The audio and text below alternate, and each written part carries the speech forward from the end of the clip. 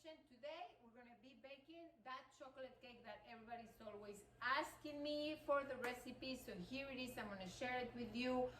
We're gonna make the salted tahini cake. This is absolutely not my invention. It is my inspiration from another chef that I follow a lot and I love what she does.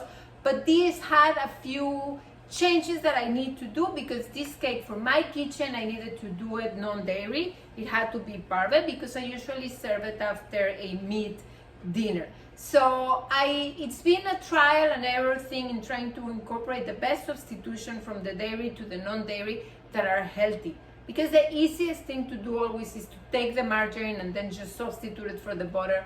But it's really not the best way for the health of my family. So I do believe that. Anyways, I'm gonna share this recipe with you with a couple of different frostings that you can do. And I'm also gonna write down what are the substitutions. If you would like to go vegan on this cake, you can actually do it too. So I'm very excited to share this one with you. If you like this video, please like and subscribe. And now we're gonna bake this delicious chocolate cake together. You're gonna love it. I'm excited. Let's go. First thing you need to do is to have your molds next to you because you need 3 like this in order to separate the ingredients. We're gonna have 2 1/4 cups of rye flour, baking cocoa. We're gonna do 3/4 of a cup, 1.5 teaspoons of baking powder, baking soda, 1/2 spoon I don't put more than that, a teaspoon of salt, 1 1/4 of sugar. Now we are going to whisk all this.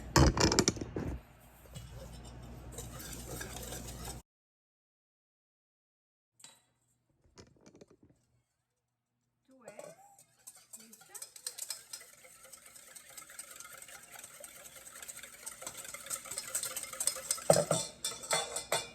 1 cup of almond milk. This is my favorite almond milk. I usually buy it unsweetened, but if you read the ingredients of this is actually the best option in my opinion. So I'm gonna put almost a cup, not all the way.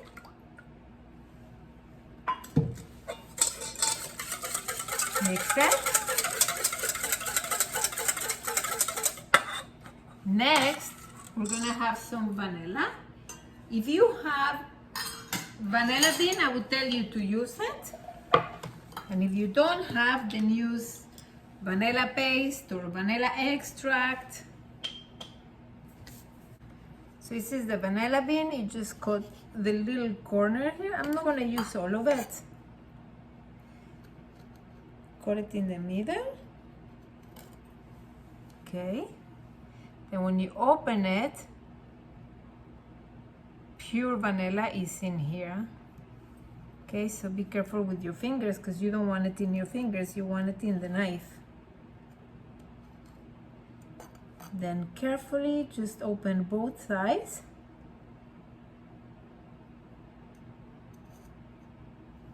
And scrape the vanilla. This, I think, goes much better with cakes than the paste. But if you don't find it, then it's okay. And then you throw it in your mix.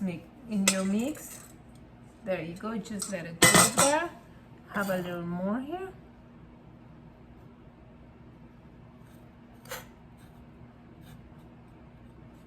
And if you don't know what to do with this in the end, I tell you, throw it in your maple syrup. It's gonna make it delicious. All right. So now we have the vanilla bean in here. You see? Mix it. The oil, this is coconut oil.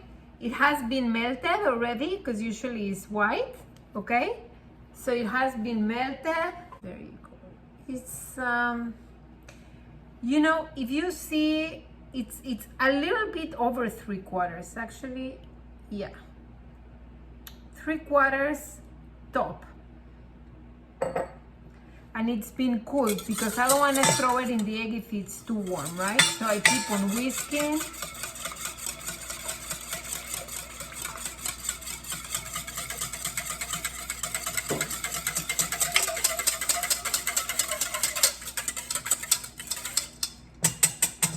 So now you're gonna fold in your wet ingredients into the mixture of flours.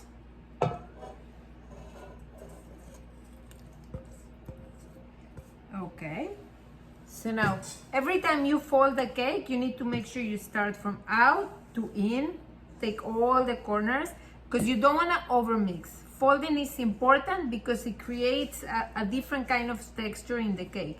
Sometimes when we overmix things, they come out really like a block. They really don't come out good. So this requires a little bit of patience, and it's becoming all together, as you can see. Okay. You see, it's almost like a paste. And now I'm going to put 3/4 of a cup of coffee.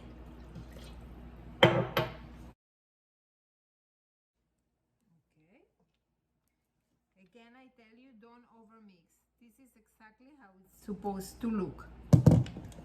Bring your pan. Today I'm going to use actually this because I'm going to make it like a loaf.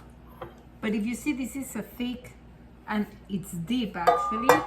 The next thing I'm going to do, even though this is a non-stick, I always put a little bit of a spray. This is coconut oil in spray. I never put palm. I don't like to use palm. So I'm gonna put a little bit just to make sure it's gonna come out really beautiful.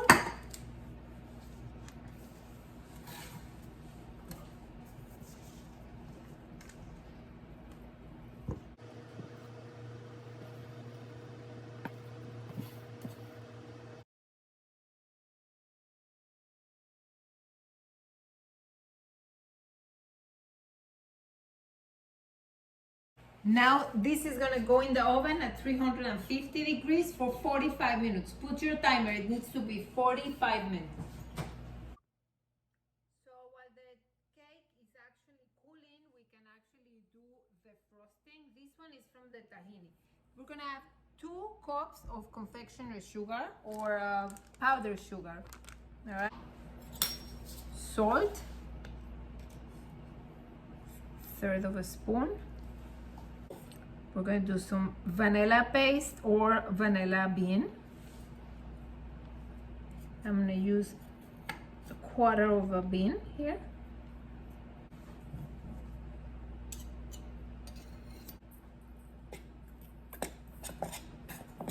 Three or 4 tablespoons of tahini.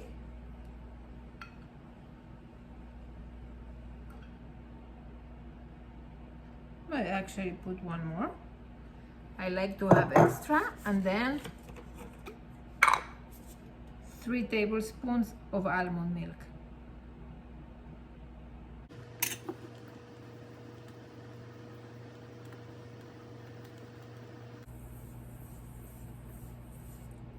Okay, so if it's too thick, you can add a little bit of almond milk, a little bit, because this goes a long way.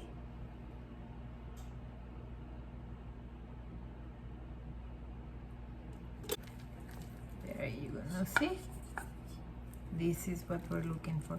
Now the reason that I love to put the vanilla beans is, look at those dots. I don't know if you're able to see them. You see those black dots?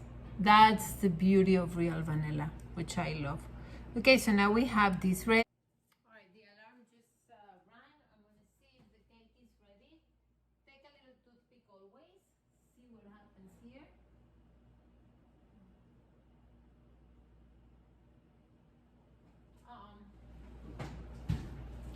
Still missing, I would say, like 4 or 5 minutes. You see? Okay, now it's ready. It's been an hour since I took out the cake from the oven. This is already cool enough. I want to show you just the differences. This time I decided to do this, which is gonna be like a loaf, But in every recipe that I make this cake, this is the mold that I use. So it's all a matter of the mold, whichever you decide to use. This time I don't want to do it as big. But if you're going to use something like that, you just have to make sure you grease it really well. So anyways,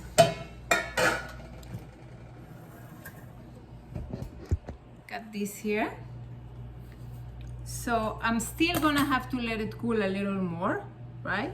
So I just flip it in this direction, because you don't want to leave it here for a long time. Okay, and it's easy to clean this. Let it cool down a little bit more. Right, now we're going to put the frosting on the cake. So I'm going to use this plate now. Before I put the frosting, I need to put it on the plate because I don't want to lose all that delicious. So this is easy for me to do now. If you're having any issues, just take a spatula. Now, as I open, you see I'm putting it in this way. I'm not turning it here, just here. That's the way it's going to be served. And when I open this, I realize it got a little thick. So if that happens, take a little bit of milk, just a spoon or so at a time, no more. And you just try to loosen this a little bit more. There you go. Because you want to put it in a consistency that is going to be runny. This is perfect. Just put it all on top from the center and allow the weight to drip it to the sides in the shape that it's going to take.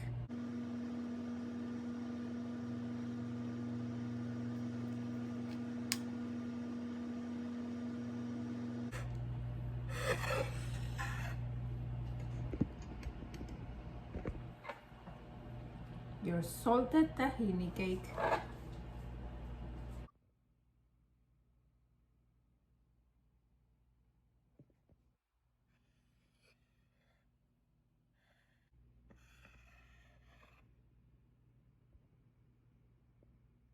The chocolate ganache is going to be super easy. There's not much that you need to do. The only thing I recommend you, a high cocoa content chocolate. I found this in Trader Joe's. It's kosher and it's PAREVE, so you can use this. The only thing you need to do is melt it in a double broiler, like when we did the chocolate. Never directly on the fire because it's gonna burn. It's not gonna be good. And you're gonna put 2 to 3 spoons of coconut oil. Mix it, and then you're gonna be able to drip it all over the cake, and that's it. No cream, no anything else is needed.